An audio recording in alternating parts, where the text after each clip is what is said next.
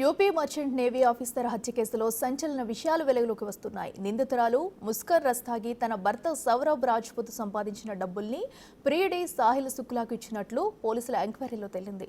ఆ డబ్బుతో బెట్టింగ్ ఆడించి వచ్చిన మనీతో ఇద్దరు టూర్లకు వెళ్లినట్లు పోలీసులు గుర్తించారు.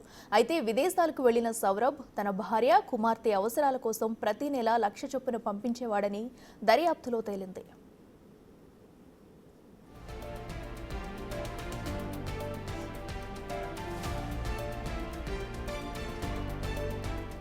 ఆ డబ్బులు తన అకౌంట్లో పడగానే ముస్కాన్ ఆ విషయాన్ని ప్రియుడికి చెప్పేది. ఆ డబ్బుతో సాహిల్ క్రికెట్ మ్యాచ్లపై బెట్టింగ్ పెట్టేవాడని పోలీస్ వర్గాలు తెలిపాయి.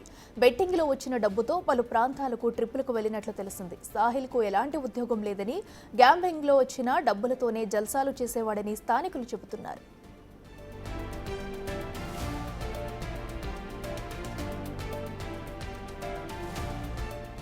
సౌరభ్ను హత్య చేసేందుకు ముస్కాన్ పక్కాగా ప్లాన్ చేసినట్లు దర్యాప్తులో తేలింది. ఇందుకోసం మందుల చీటీని ఫోర్జరీ చేసి నిద్రమాత్రలు సంపాదించినట్లు తెలిసింది.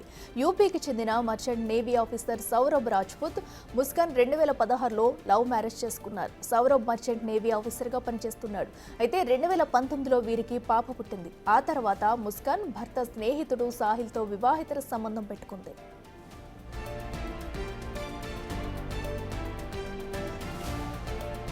అయితే ఈ విషయం తెలియడంతో విడాకులు కూడా తీసుకోవాలనుకున్నాడు భర్త. అయితే పాప ఉండటంతో వెనక్కి తగ్గాడు. కూతురు బర్త్డే కోసం విదేశాల నుంచి ఇటీవల ఇండియా వచ్చాడు. భర్తను అడ్డు తొలగించాలనుకున్న ముస్కాన్ ప్రియుడితో కలిసి దారుణంగా హత్య చేసింది. హత్య రోజు కూడా వీరిద్దరూ మత్తులో ఉన్నట్లు గుర్తించారు పోలీసులు. భర్తపై కూర్చుని గుండెల్లో కత్తిపోట్లు పడిచింది. అతడి శరీరాన్ని ముక్కలు చేసి వాటిని ఓ డ్రమ్ములో వేసి సిమెంట్తో సీల్ చేసింది.